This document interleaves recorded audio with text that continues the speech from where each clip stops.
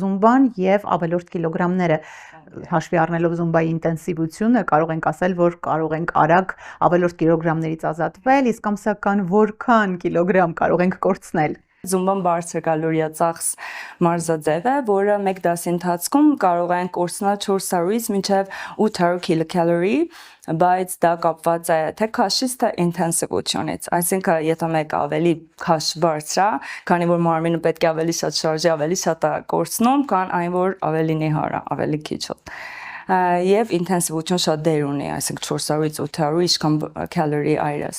Եւ դա եթե հաճախում են 3 անգամ շաբաթական զումբայի, ստացվում է ամսական 4800 մինչև 9600 կիլոկալորի, որը դա նշանակում է ամսական մոտավոր մինչև 3 կիլո ճարպ կարող է կորուստ լինել զումբա հաճախելով։ Այո, ասենք 3 անգամ։ Այո, իհարկե կարևոր է նաև սննդակարգը։ Այո, պարտադիր։ Եթե ունենք,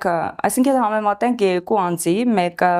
զումբա է գալիս, մեկը չի գալիս, բայց նույն սննդակարգ ունեն, այն որ զումբա անում ավելի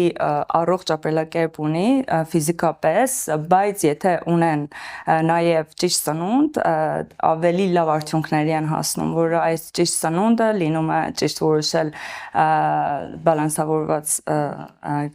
ուտես, like սպիտակուցները եւ carbohydrates, fat եւ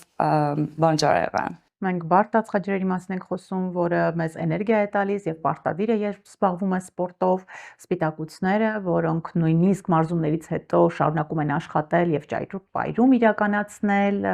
եւ իհարկե պետք է հրաժարվել վերամշակված սննդից, եթե մենք նպատակ ունենք ազատվել կիլոգրամներից։